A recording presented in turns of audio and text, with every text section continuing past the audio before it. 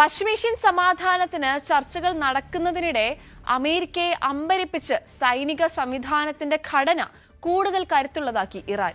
സമ്പൂർണ്ണ യുദ്ധത്തിന് തയ്യാറെടുപ്പെന്നോണമാണ് സേനയെ അടിമുടി ഉടച്ചു വാർത്തത്. വിവിധ സേനാ വിഭാഗങ്ങളുടെ സുപ്രധാന തസ്തികകളിലേക്ക് പുതിയ 6 കമാൻഡർമാരെ നിയമിച്ചു. മുസ്തഫ ഖമേനിയുടെ ഉത്തരവിന്റെ അടിസ്ഥാനത്തിലാണ് സേന പുനഃഘടന. അടുത്തിടെ യുദ്ധത്തിലെ നാശനഷ്ടത്തിന് ഇറാനോട് അമേരിക്ക നഷ്ടപരിഹാരം ആവശ്യപ്പെടുകയും ചെയ്തു. കൂടുതൽ വിശദാംശങ്ങളുമായി വി വിനോദാണ് നമ്മളുമായി ചേരുന്നത്. വിനോദ്, എന്താണ് ഇതുമായി ബന്ധപ്പെട്ടുള്ള നിലവിലെ സാഹചര്യം? സെറ, അമേരിക്കയുടെയും ഇസ്രായേലിനെയും ഞെട്ടിച്ചുകൊണ്ട് തന്നെയാണ് ഇപ്പോൾ ഇറാന്റെ ഒരു നീക്കമുണ്ടായിരിക്കുന്നത്. അവരുടെ സൈനിക സംവിധാനത്തിൽ വലിയ പൊളിച്ചെഴുത്തുണ്ടായിരിക്കുന്നു. പുതിയ 6 കമാൻഡർമാരെ നിയമിച്ചിരിക്കുന്നു. തീർച്ചയായും ഒരു സമ്പൂർണ്ണ യുദ്ധം അത് തന്നെയാണ് മനസ്സിൽ കണ്ടുകൊണ്ട് ഇറാൻ ഇപ്പോൾ ഇങ്ങനെ ഒരു നീക്കം നടത്തുന്ന കാര്യങ്ങളാണ് പുറത്തു വരുന്നത്. കാരണം സമാധാന ചർച്ചകൾ ഒരു വശത്ത് നടക്കുകയാണ്, വലിയ യുദ്ധത്തിലേക്ക് കാര്യങ്ങൾ പോകുന്നില്ല. എങ്കിൽ തന്നെയും അമേരിക്കയും ഇസ്രായേലിനെയും സംശയത്തോടു കൂടി ഇറാൻ കാണുന്നു. അതിൻ്റെ ഏറ്റവും വലിയ ദൃഷ്ടാന്തമായി തന്നെയാണ് ഇപ്പോഴത്തെ ഈ പുനഃസംഘടനയെ കാണേണ്ടത്. മാത്രമല്ല, ഖമനേയി കൊല്ലപ്പെട്ടു എന്ന വിവരം, മുസ്തഫ കൊല്ലപ്പെട്ടു എന്ന വിവരമൊക്കെ നേരത്തെ പുറത്തു വന്നിരുന്നു. അല്ലെങ്കിൽ അദ്ദേഹം രോഗബാധിതനായി ചികിത്സയിലായിരുന്നു, അദ്ദേഹം അങ്ങനെ മൃതപ്രായനായി കഴിയുകയും പിന്നീട് മരിക്കുകയും ചെയ്തു എന്ന വാർത്തകൾ. എന്നാൽ ഏറ്റവും ഒടുവിൽ ഇറാൻ തന്നെ മുസ്തഫയുടെ ദൃശ്യങ്ങൾ പുറത്തുവിട്ടു. അദ്ദേഹത്തിൻ്റെ അനുയായികൾക്കൊപ്പം ഇരിക്കുന്ന ദൃശ്യമാണ് പുറത്തുവിട്ടത്. ഇതിന് പിന്നാലെയാണ് മുസ്തഫയുടെ ഉത്തരവിൻ്റെ അടിസ്ഥാനത്തിൽ ഈ പുനഃസംഘടന ഉണ്ടായിരിക്കുന്നത്. മുൻ IRGC കമാൻഡർ മൊഹസൈൻ റസായിയെ ഇറാനിലെ സുപ്രീം നാഷണൽ സെക്യൂരിറ്റി കൗൺസിലിലേക്ക് നിയമിച്ചിട്ടുണ്ട്. മുസ്തഫയുടെ പ്രതിനിധിയായാണ് നിയമനം. അതോടൊപ്പം മുഹമ്മദ് ബാഹിർ സോൾദറിന് പകരം അദ്ദേഹത്തെ ഒഴിവാക്കിക്കൊണ്ടാണ് ഇത്തരമൊരു നിയമനം നടത്തിയിരിക്കുന്നത്. മറ്റ് 6 കമാൻഡർമാർ, അത് സായുധ സേന, ഇസ്ലാമിക് റവല്യൂഷണറി ഗാർഡ് കോർപ്സ്, അതായത് നമ്മുടെ IRGC എന്ന് ചുരുക്കപ്പേരിൽ അറിയപ്പെടുന്ന അവിടുത്തെ ഏറ്റവും പ്രബലമായ സേനാ വിഭാഗം, IRGCയുടെ തന്നെ നേവി, ബജീസ് എന്നീ ഉന്നത പദവികളിലേക്കാണ് ഈ നിയമനങ്ങൾ നടത്തിയിട്ടുള്ളത്.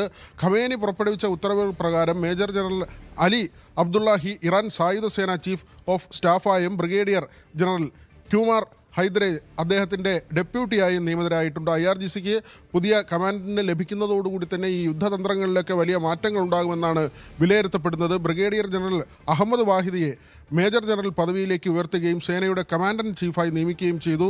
മേജർ ജനറൽ മുസ്തഫ ഇസാദിയായിരിക്കും അദ്ദേഹത്തിൻ്റെ ഡെപ്യൂട്ടി.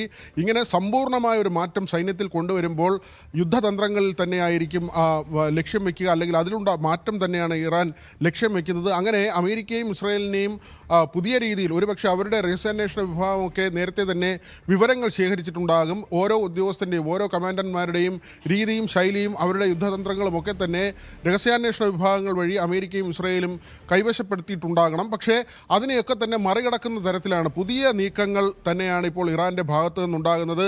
വലിയ പണപ്പെരുപ്പവും ബുദ്ധിമുട്ടും, ജനങ്ങൾ ഭക്ഷണത്തിന് വേണ്ടി അവിടെ കഷ്ടപ്പെടുന്നു എന്നുള്ള വാർത്തകളൊക്കെ വരുന്നു. പക്ഷേ യുദ്ധത്തിൻ്റെ കാര്യത്തിൽ ഇറാൻ തെല്ലും പിറകോട്ട് പോകുന്നില്ല എന്നതിൻ്റെ തന്നെയാണ് ഈ ഉത്തരവുകൾ വഴി നമുക്ക് മനസ്സിലാക്കാൻ കഴിയുന്നത്.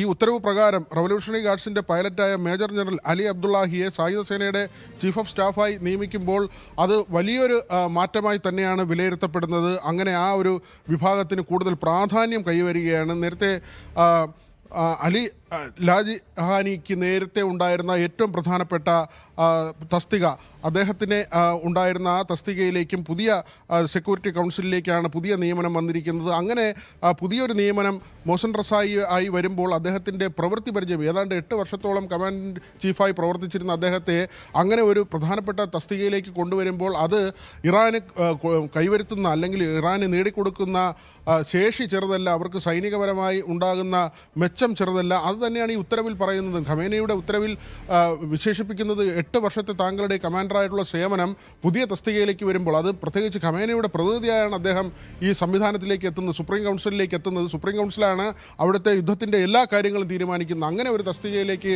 റസായി എത്തുമ്പോൾ അത് വലിയ പ്രശംസയോടുകൂടി തന്നെയാണ് ഈ ഒരു നിയമനം ഖമേനി നടത്തുന്നത് എന്നതുകൂടി നമ്മൾ നോക്കിക്കാണണം. അതേസമയം അമേരിക്കയുടെ ഭാഗത്ത് നിന്ന് ഇപ്പോൾ മറ്റൊരു നീക്കം കൂടി ഉണ്ടായിരിക്കുന്നു. ഇറാൻ നഷ്ടപരിഹാരം ആവശ്യപ്പെടുകയാണ്, അവർക്കുണ്ടായ നാശനഷ്ടങ്ങൾ, തുറമുഖങ്ങളുടെയും മറ്റുമൊക്കെ. എന്നാൽ അമേരിക്ക ഇപ്പോൾ തിരിച്ച് നഷ്ടപരിഹാരം ആവശ്യപ്പെടുന്നു. 2000-ൽ ലെബനൻ തീരത്ത് ആക്രമിക്കപ്പെട്ട അമേരിക്കൻ കപ്പലിനടക്കമാണ് ഇപ്പോൾ നഷ്ടപരിഹാരം ആവശ്യപ്പെടുന്നത്. ഏതാണ്ട് 55,000-ഓളം പേർ ഇറാൻ്റെ ആക്രമണങ്ങളിൽ, അതായത് ഇറാനുള്ളിൽ തന്നെ ഇറാൻ്റെ ആക്രമണങ്ങളിൽ മരിച്ച ആളുകളുണ്ട്, അവിടെ വധിക്കപ്പെട്ട ആളുകളുണ്ട്. ഇവർക്കൊക്കെ വേണ്ടിയുള്ള നഷ്ടപരിഹാരം വേണമെന്ന കാര്യമാണ്, ഇവരുടെയൊക്കെ കുടുംബങ്ങൾക്ക് നഷ്ടപരിഹാരം നൽകണമെന്ന ആവശ്യമാണ് അമേരിക്ക മുന്നോട്ട് വയ്ക്കുന്നത്. കാരണം അമേരിക്കയിൽ നിന്ന് നഷ്ടപരിഹാരം ഇറാൻ ആവശ്യപ്പെട്ടിട്ടുണ്ട്. ഈ ചർച്ചകൾ സമാധാന ചർച്ച മുന്നോട്ട് പോകണമെങ്കിൽ നഷ്ടപരിഹാര തുക ലഭിക്കണമെന്നതാണ് ഇറാൻ്റെ ആവശ്യം. എന്നാൽ ആ ആവശ്യം മറികടക്കാൻ അല്ലെങ്കിൽ ഇറാനെ പ്രതിരോധത്തിലാക്കാൻ വേണ്ടി ഇപ്പോൾ അമേരിക്ക ഇറാനിൽ നിന്ന് നഷ്ടപരിഹാരം ആവശ്യപ്പെടുന്ന സാഹചര്യം കൂടിയുണ്ട്. ശരി, വിനോദാണ് ന്യൂസ് ഡെസ്കിൽ നിന്നും വാർത്തയുടെ വിശദാംശങ്ങളുമായി നമ്മളോടൊപ്പം ചേർന്നത്.